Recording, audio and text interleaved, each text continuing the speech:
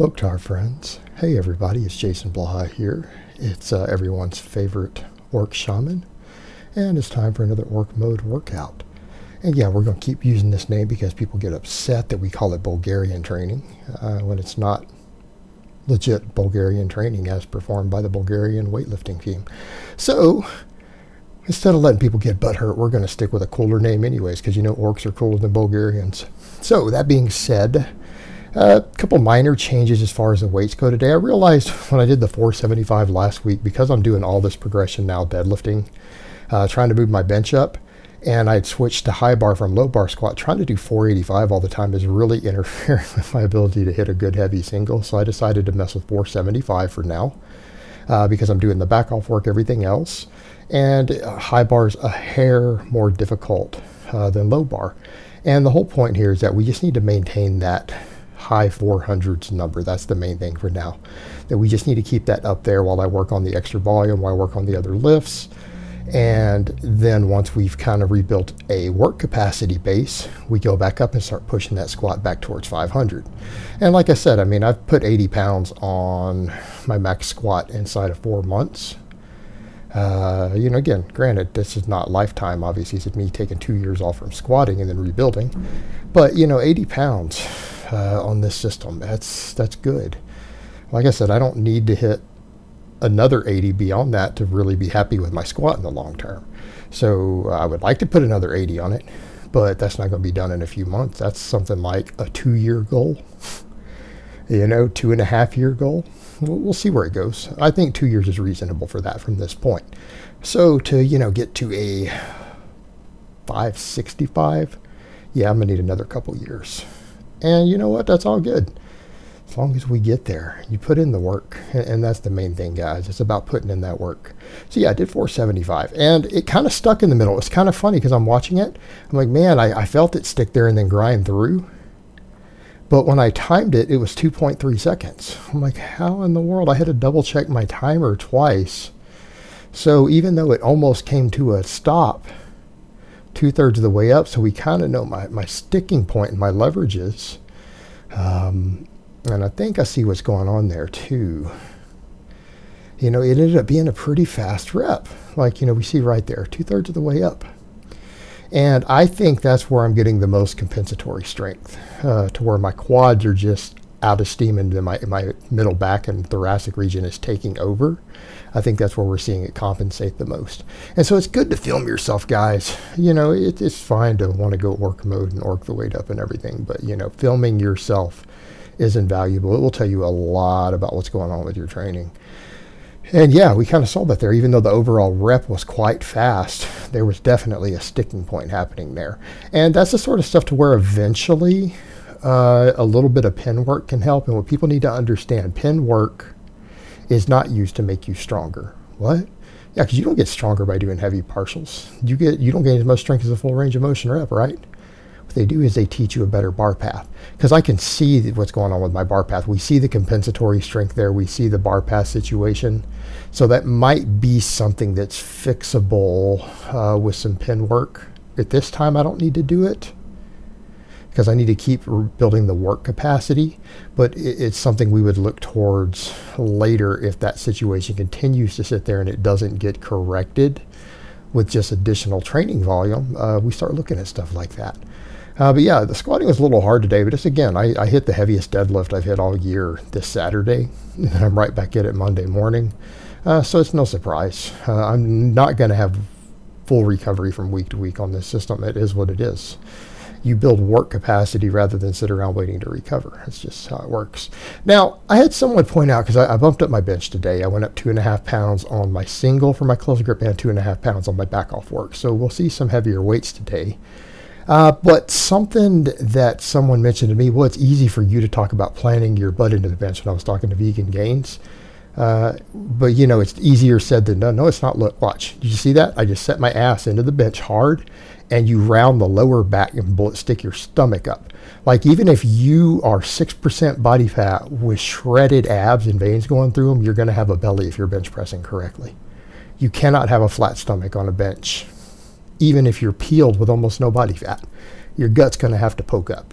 because that lower back needs to round so that you can set your butt in hard. And if you do it that way, there is no way that you can bridge.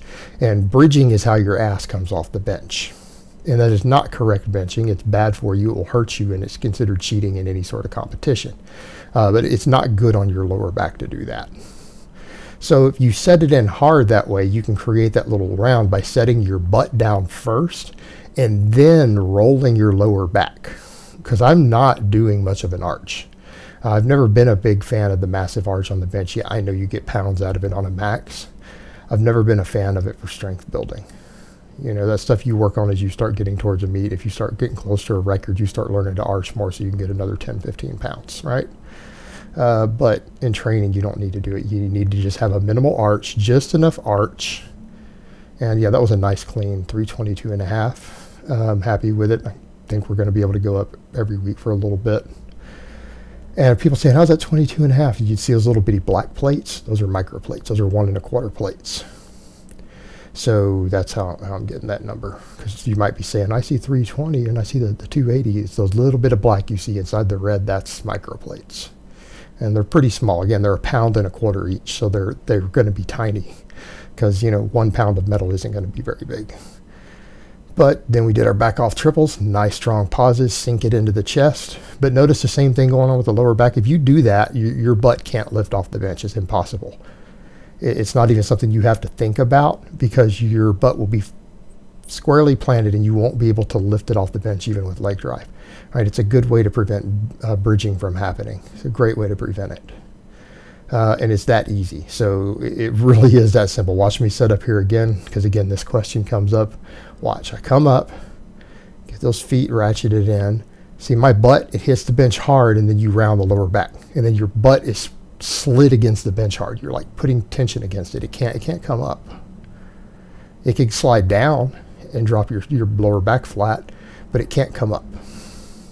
That's what we talk about when we say set your ass into the bench so that you can't lift it.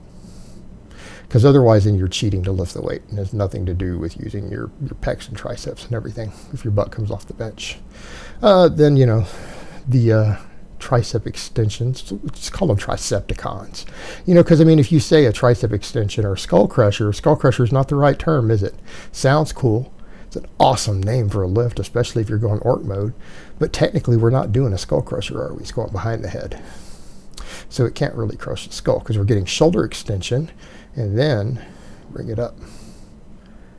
So that we're turning it into a compound movement. And it doesn't have to be a lot of shoulder extension. It doesn't need to be 45 or 50 degrees. If you just get 15, 20 degrees of travel, you put that stretch on the long head and you take that tension off the tendons on the lateral and medial head where they insert in the elbow, and you get rid of all that tendinitis problem. Easy solution, and it works the triceps more. You're putting a deeper stretch on the muscle and you're working it through a longer range of motion through 2 of its functions. Right? That's how you beef it up. Because, you know, again, if you want to be an orc, you need to have big old beefy triceps. Now, I went ahead and I only filmed up through my deadlifts today. I messed around with some cleaning and then some cheat curls. But we don't really need to have 15 minutes of training footage with my little minor stuff I'm messing with. You guys saw the cleans the other day. Got a lot of valid criticism.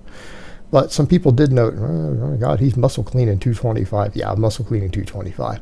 So if I get my clean technique sorted, I might actually be decently strong at power cleans if I figure out how to do them right. I think that's a fair statement. I don't want to say amazing, decently strong, right? You know, decently strong. You know, not world class level lifter. And I'm not going to compete with these these weightlifter guys because that's their, you know, that's their shit. I'm not going to be able to hang with them, but I'll be decent.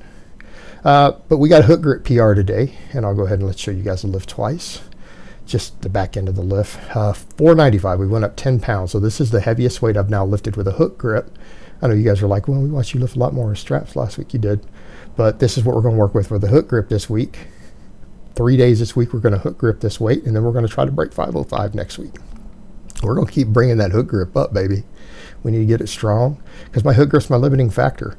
And, you know, just like I said, we want to squat 500 for daily number this year. We want to get to a 600 hook grip deadlift. I think that's where we want to go. There you have it one more time. All right, guys, so I hope it's been informative. And I will talk to you guys next time. There it is. Nice clean pull.